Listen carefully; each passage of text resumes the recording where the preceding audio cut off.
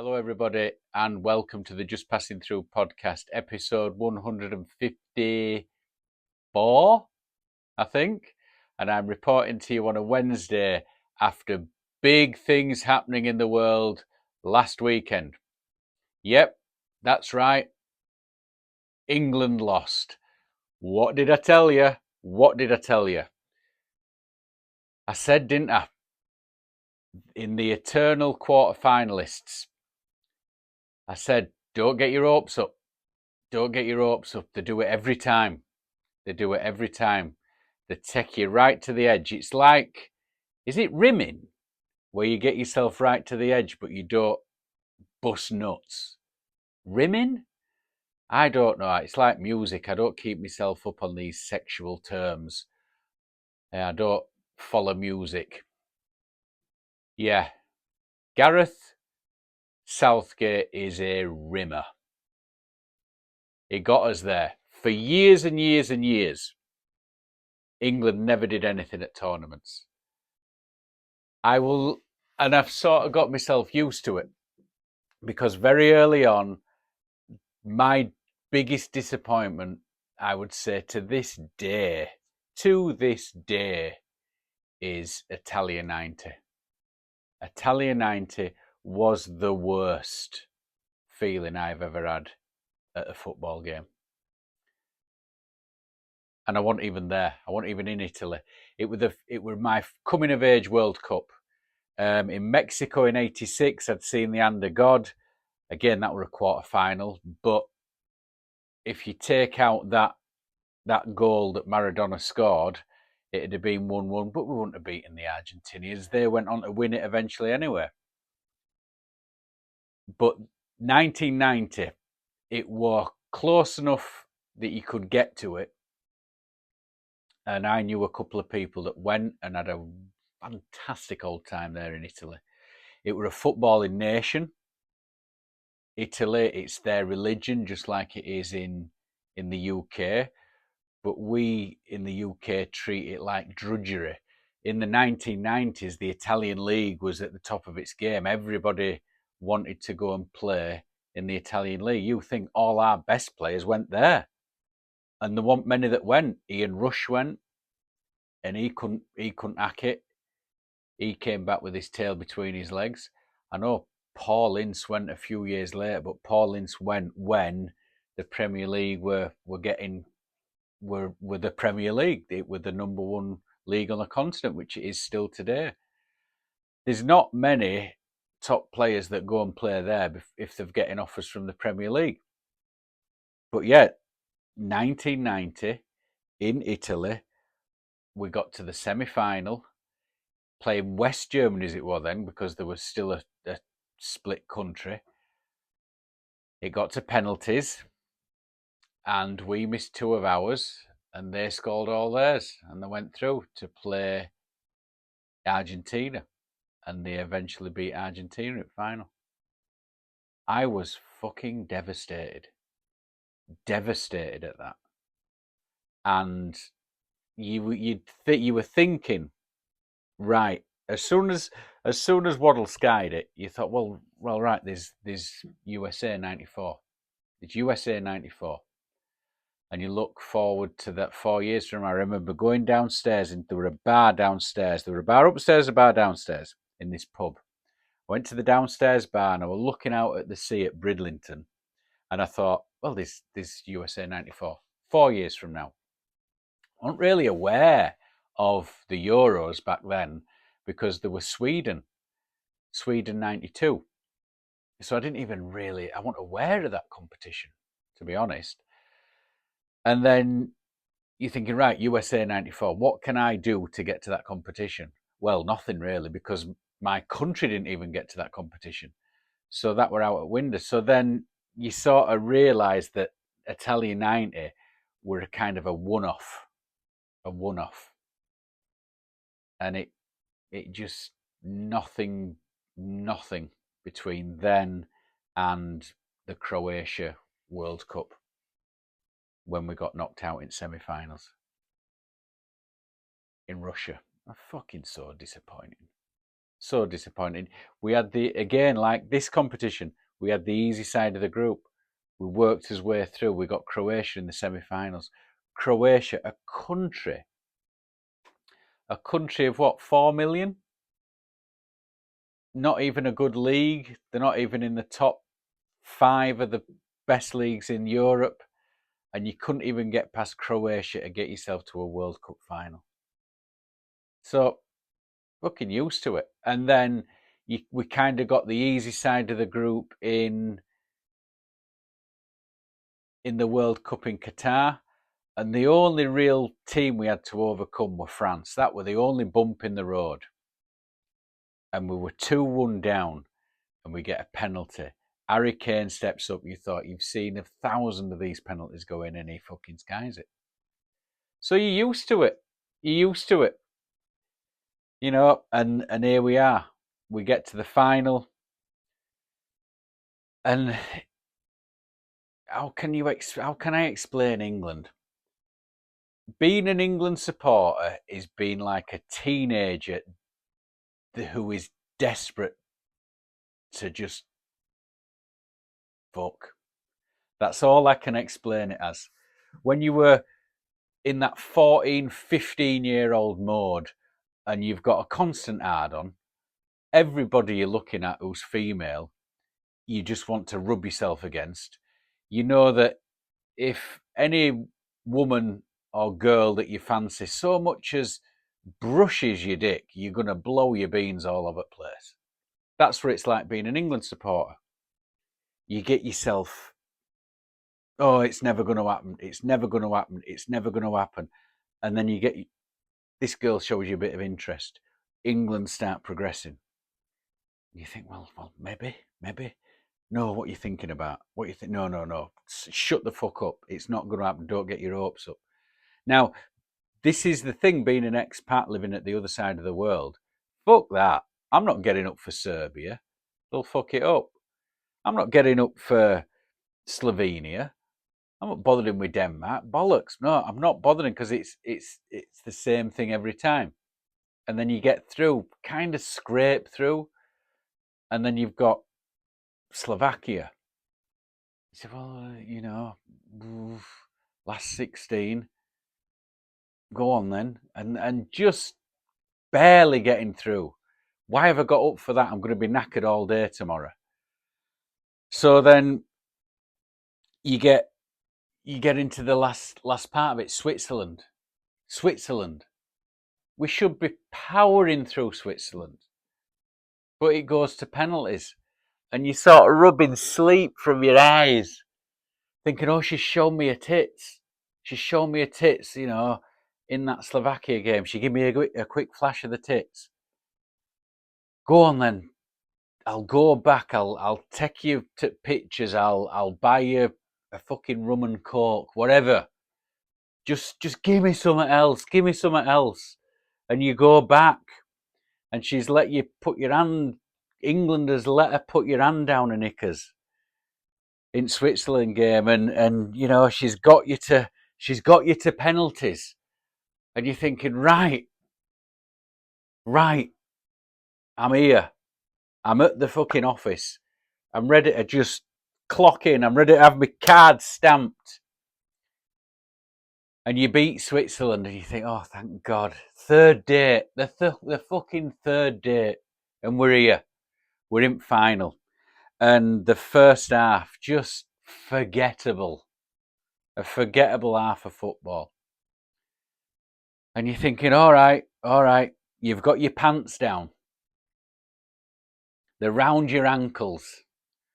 And then Nico Williams scores within 49 seconds at second half. And you're like, just pull your pants up. You're making a fucking fool of yourself. She's still fully dressed. She's getting you to strip off. So you pull your pants up, you get ready for off, and you think, well, that's it. And then, 4 minutes from time? No, 15 minutes from time, Palmer comes on. Bellingham passes it to him, and he just passes it into the net. And you think, this is it. She's got her bra off. She's fiddling with her knickers. You're bolloco, completely bolloco. You're ready to finally see England get over the line. You are finally there to bust your nut in a chick for the first time. And they score again in the 87th minute. And you're back to square one. You think, and she's going, no, don't go anywhere yet. Don't go anywhere. We can rescue this date. We can rescue this date. You know, you might get something out of it. Just stay where you are. Holding pattern, please. Just get them pants off, and I'll see what I can do for you. That's what this girlfriend that you call England is doing. She's saying, you know, there's still a chance. There's still a chance. You know, let's see. What can you give me? What can you give me? You're bolloco. You're ready to go. You've got the condom on. She's messing around with the knickers. She's looking at you in the eye. And then a cross comes in. It gets headed. It's cleared off the line by the goalkeeper. It's headed back in again. It's cleared off the line by Olmo. And then it is put above the bar. And then England, is coming up with that phony excuse. Oh, you can't get it up. You're not going to be able to get it over the line. And you're saying, no, I'm here. I'm ready to go. I'm here. Don't worry. Don't you go fucking anywhere. Don't you go anywhere. I'm here. And then she puts 4 minutes extra time on clock. But she's still faffing. England, she's still faffing with her knickers. You know, she's pulling them down, she's pulling them up, she's pulling them down, she's pulling them up. And, you know, Spain played a trump card with them substitutions. A fucking trump card. Just running that time down. And they realised that this referee were French. They knew that this French referee, you know, the French don't do fucking anything more than they have to. So they must have wasted about a minute and a half in extra time, just with substitutes, with the subs just taking the time coming off the pitch, because they knew that ref were French. And as soon as that clock got to 4 minutes and 3 seconds, the whistle were in his mouth and they were blowing, unlike England as a date. And again, England make history as back-to-back finalists, and not only losers, but back-to-back losers again. So what was 58 years of hurt is now going to go into its 6th decade of hurt. 60 years. 60 years. If England win, if England do anything in this next World Cup, which I have no doubt they won't, it's going to be 62 years. It's fucking ridiculous now. It's getting almost, if I wasn't English, it's laughable. It is laughable, the talent that we have. Now, England aren't going to win the World Cup in Mexico, Canada, and the USA in 2026. They're not going to win it. So all the qualifiers that we have to go to, all these fucking countries that have incredibly quick national anthems who are ruled by people that you've never heard of, you know, we're going to have to go to all these countries and play all these games, and then we're going to get to the World Cup, and there's going to be these new kits that we're all going to buy, and this is it, this is that. But what you've got to do is you've got to look back to the 94 World Cup, the World Cup 30 years ago. I mean, and look at Ireland. I mean, they did beat Italy in the opening game, but the fucking heat that they played in that World Cup was ridiculous. Jack Charlton got banned from touchline because he was throwing water on the pitch in little plastic bags for his team to drink because they were almost dropping dead. Soldier Field, I think it was, when they were playing Mexico. The Mexicans were running around like it were a fucking November in England. They're used to it. They had no qualms about it at all, but the Irish, fucking hell. The Irish go pale blue first before they start going brown, and then they go that deep red. I remember Steve Staunton, a renowned ginger. He was saying he had to go outside every day in Florida at about 2 o'clock and just stand out in the rain because there'd be a cloudburst every day just for his core temperature to come down. So England aren't going to be able to perform in that heat unless, see, I'm getting my hopes up now, unless they play African players, which the right aren't going to be happy about. You know, so we're not going to win the World Cup in 2026. The Euros are going to be getting played in 2028 in England, Scotland, Wales, Northern Ireland, and Ireland. So there's 5 countries that it's getting played in there, and the final will be in Wembley. So if they do win it in 2028, which will they really? But if they do, they're not going to win it on foreign soil. So you've got home advantage anyway. That might work in the favour, but are they going to bottle it again? Are they going to bottle it? Now, I'm speaking to you on a Wednesday. Gareth resigned yesterday, and, you know, well done, Gareth. You might be like David Brent, you know, you were a tactician, but you had 4 tournaments. You got us to 2 finals, a semi-final, and a quarter-final, right? You did better in 4 tournaments than anybody ever did from 1966 to 2016 when you took over. So those 40 years, no, those 50 years, you did better than any other manager in 50 years. You did better than them in just 4 years. And the fans were calling for your head in the stadiums in Germany. The press were calling for your head for being boring and not taking the handbrake off. But you got us to 2 finals, a semi-final and a quarter-final in 2 World Cups and 2 Euros. And although you didn't even get us over the line, it don't matter. Those stats stand up, and you've gone. You've gone. I don't know who they're going to bring in. If you look towards the English managers, it would have to either be Graham Potter or Eddie Howe. Lee Carsley's in charge at under-21s. I can't see him bringing him in. And who's available? Will Klopp do it? Is Klopp going to come and take that job? Would we accept a German trying to win it for us? I don't know. I don't think Pep would take that job on because he's going to probably have his last season with Man City this season. So I've no idea. I've no idea. I mean, Capello was a fucking disaster. Sam Allardyce is not going to come back. Who knows? Who knows? So that's that, and that's that. I mean, could you get... We could have had better shots than Matthew Crooks, perhaps. I've no idea. So I'm not like a parent speaking to a child. I'm not mad. I'm just disappointed.